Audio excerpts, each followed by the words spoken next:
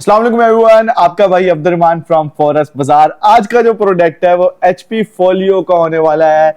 कई हमने इससे ऑलरेडी पहले भी एक दफ़ा वीडियो दे चुके हैं और उस पर बहुत से कमेंट्स आए थे कस्टमर्स के कि अभी हमें HP फोलियो के अंदर जितने टाइप्स हैं उनको भी कवर करें। तो हमने कहा जी HP फोलियो के अंदर इसके अंदर वैसे तो टाइप्स बहुत हैं। तो अब ये जो हमारे पास मॉडल आया हुआ है ये है 1040। पहले हमने जो रिव्यू दिया था वो 9480 पे रिव्यू दे चुके थे। अब ये 1040 पे रिव्यू देते हैं। आज की वीडियो के अंदर मैं इस पे आपको इसकी बॉडी का बताऊंगा, बॉडी के साथ साथ मैं आपको इसकी क्वालिटी का बताऊंगा और इसके अंदर बताऊंगा कि कौन सा प्रोसेसर यूज हो रहा है और कौन सी जनरेशन है और कितने जीबी रैम सपोर्ट कर सकता है और कितने जीबी तक हार्ड लेके जा सकता है। और आपको एंड में जाते हुए इसकी मैं प्राइस बताऊंगा। चलो वक्त को जाया किए बगैर इसकी वीडियो को करते हैं स्टार्ट।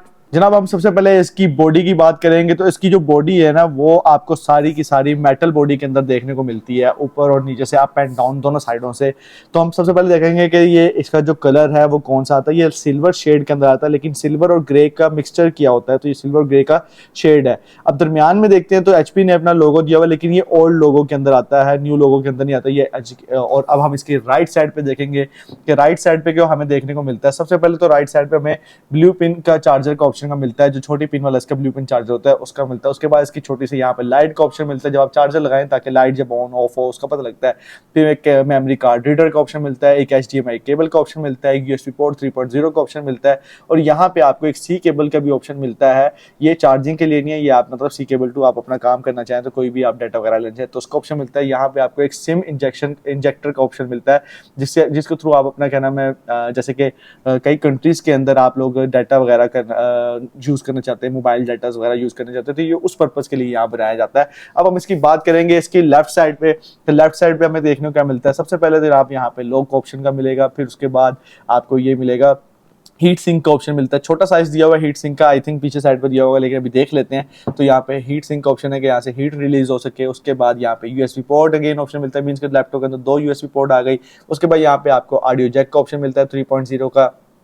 यहाँ पे आपको एक बड़े SD कार्ड का रीडर का ऑप्शन मिलता है, ये आपको यहाँ पे दिख रहा होगा। अब हम बात करेंगे इसके नीचे से कि इसके नीचे से क्या देखने को हमें मिलता है। तो जनाब नीचे से देखने को मिलता है सबसे पहले यहाँ पे भी हीट सिंक ऑप्शन, मैंने कहा ना कि भी वहाँ से इतना छोटा दिया हुआ है तो लेकिन यहाँ पे भी इन्होंने साइज दिया हुआ है ताकि यहाँ से भी हीट रिलीज हो सके। उसके बाद चारों साइडों से रबड़ दी जाती हैं ताकि आप जब लैपटॉप को रखें तो उसकी जो हीट है वो इजिली रिलीज हो सके। यहाँ पे आपको बड़ी सी जालियों का ऑप्शन मिलता है, रैम्स और यहाँ पे जो हार्ड लगी होती हैं या प्रोसेसर की टाइप्स होती हैं। उसके बाद जनाब बाकी सारे नेट बोर्ड लगे हुए ओवरऑल हर जगह पे। और अब हम देखेंगे इसको अंदर से, ये अंदर से हमें देखने को कैसा मिलता है। तो सबसे पहले हम जब इसको अंदर से देखते हैं तो अंदर से देखने के बाद हमें जो इसका कीबोर्ड का जो साइज़ है वो आपको, जो पहले माउस पैड की बात करें तो वो एक छोटे साइज़ के अंदर मिलता है, लेकिन अच्छी क्वालिटी में बनाया गया है। राइट और लेफ्ट जो बटन है वो इसके अंदर ही है। अक्सर लैपटॉप HP के जो है ना उनका राइट और लेफ्ट का बटन जो होता है वो ऊपर लाजमी शो किया जाता है, लेकिन ये इसके अंदर ही माउस पैड के अंदर ही किया गया। और इसके बाद इसकी जो अंदर से भी कलर की बात करें तो वो ग्रे और सिल्वर कलर के अंदर ही आता है। यहाँ पे इन्होंने फिंगरप्रिंट का ऑप्शन दिया हुआ है, Core i5 की ब्रांडिंग की हुई है। ये इसका कीबोर्ड है, कीबोर्ड के अंदर टाइप्स आती हैं लेकिन ये लाइटिंग कीबोर्ड में आया।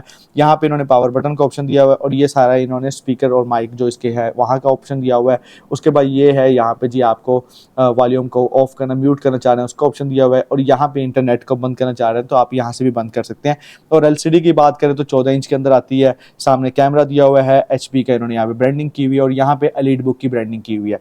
तो अभी हम इसकी यहाँ से भी देखते हैं कि भी इसकी हिंजेस की क्वालिटी को कैसे बनाया गया है और यहाँ पे हिंजेस वाली बॉडी में क्या यूज़ किया गया है। तो ये हिंजेस वाली क्वालिटी वाली साइड पे बॉडी जो यूज़ की गई है वो इन्होंने हार्ड क्वालिटी प्लास्टिक में यूज़ की गई है। और यहाँ पे ब्रिक थोड़ी सी इसके साइड पे जालियों में ऑप्शन दिया गया ताकि यहाँ से भी हीट रिलीज हो सके और जो प्रोसेसर है लैपटॉप है ये इतना हीट ना करे, क्योंकि ओवरऑल सारा जो लैपटॉप है वो पूरी मेटल बॉडी में बना गया है। तो ये इसकी वजह से इसको कवर करने के लिए मोस्टली हर जगह से कोशिश की गई कि इसकी हीट का ईजिली रिलीज हो सके।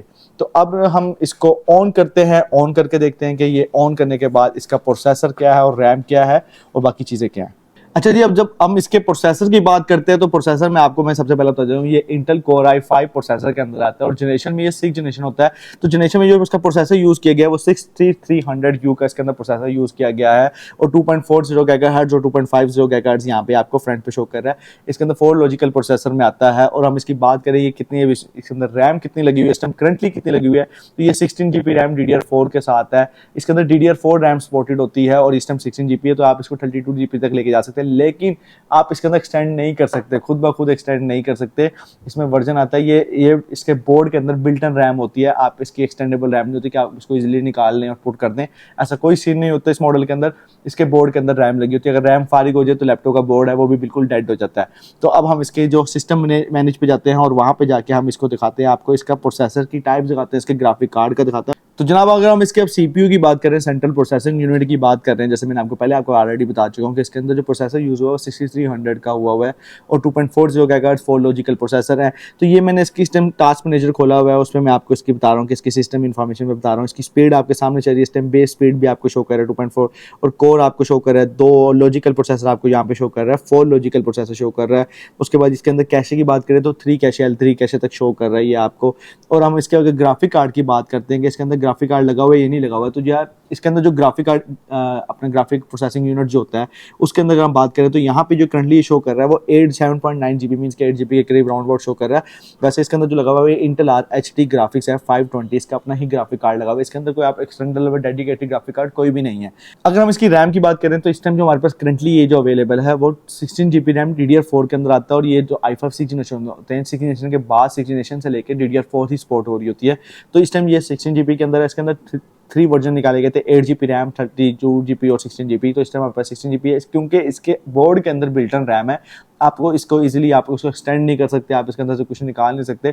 अगर रैम समझे आपकी रैम को कुछ कोई मसला आ जाता है तो आपके समझे बोर्ड का भी इशू बन जाता है क्योंकि आपके बोर्ड के साथ वो कनेक्ट हुई होती है। तो अब हम बात करेंगे इसकी हार्ड डिस्क की बात करेंगे, हार्ड डिस्क इसमें कौन सी इस्तेमाल की गई है। इस टाइम हमारे पास जो है वो 512 SSD के साथ अवेलेबल है, 512 GB SSD के साथ अवेलेबल है। NVMe इसके अंदर SSD हार्ड इंस्टॉल हुई हुई है, इसलिए इसकी स्पीड भी बहुत अच्छी होती है और इसमें NVMe इंस्टॉल हो सकती है। लोगों के कमेंट्स आते हैं कि यार कि हम इसके अंदर एक्सटर्नल हार्ड को इस्तेमाल कर सकते हैं या हम अपना क्या नाम है एक्सटर्नल तो आप इजीली यूज़ कर सकते हैं, इंटरनल हम इसके अंदर एक्सटेंड कर सकते हैं।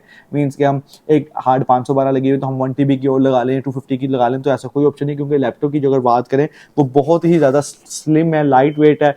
वेट की बात करें तो अराउंड अबाउट 2.2 kg का इसका वेट है और 14 इंच के अंदर आता है ये। अब हम इसकी बात करेंगे स्क्रीन की कि स्क्रीन का क्या सिस्टम है और क्या इसका डिस्प्ले साइज़ है। स्क्रीन साइज जो है ना इसका गाइस वो 14 इंच के अंदर आता है, 14 इंच के अंदर इसका डिस्प्ले है। अब हम इसकी डिस्प्ले टाइप की बात करेंगे कि इसमें कौन सा डिस्प्ले यूज़ किया गया। WQHD का इसमें डिस्प्ले इस्तेमाल किया गया है, उसकी क्वालिटी का इसके अंदर डिस्प्ले लगा WQHD का डिस्प्ले है। मींस कि इसके अगर हम रेजोल्यूशन की बात करें तो ये 1080 इसका डिस्प्ले है, मतलब फुल HD ये मूवीज़ को सपोर्ट कर रहा है। 1080 मल्टीप्लाई बाय 90/20 जो होता है ये वो डिस्प्ले के अंदर आता है। तो उसकी डिस्प्ले क्वालिटी के वजह से तो आप टेंशन फ्री हो जाएं।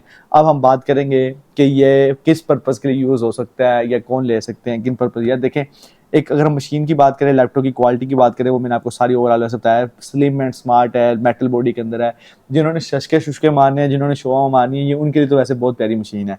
उसके बाद हम बात करते हैं कि ये काम किन लोगों के लिए आ सकती है। यार ये ग्राफिक डिज़ाइनर जो है, जो अभी स्टार्टअप ले रहे हैं, ये उन लोगों के लिए भी एडोब प्रीमियम सपोर्ट करता है, इजीली चलाता है ये। उसके बाद अगर आप लोग इसके अंदर प्रोग्रामर है, जो इस तरह भी स्टार्टअप है, यूनिवर्सिटी के नए नए स्टूडेंट्स आए हैं तो वो अभी स्टार्ट करना चाह रहे हैं और अच्छी मशीन लेना चाह रहे हैं, अच्छे बजट के अंदर लेना चाह रहे हैं, तो ये उन लोगों के लिए सबसे ज़्यादा बेस्ट मशीन है। Amazon eBay द्रास वाले उन पे डिपेंड कर रहा है, उनके लिए तो क्रोम बुक भी बहुत अच्छी होती है। अगर वो फिर भी इसको लेना चाह रहे हैं तो उसके अंदर आप मल्टीपल टैब्स यूज़ करने होते हैं आपने गूगल के, तो आपके लिहाज से ये वो हमारे लिहाज से और आपके लिहाज से भी ये बहुत अच्छी क्वालिटी के अंदर आती है।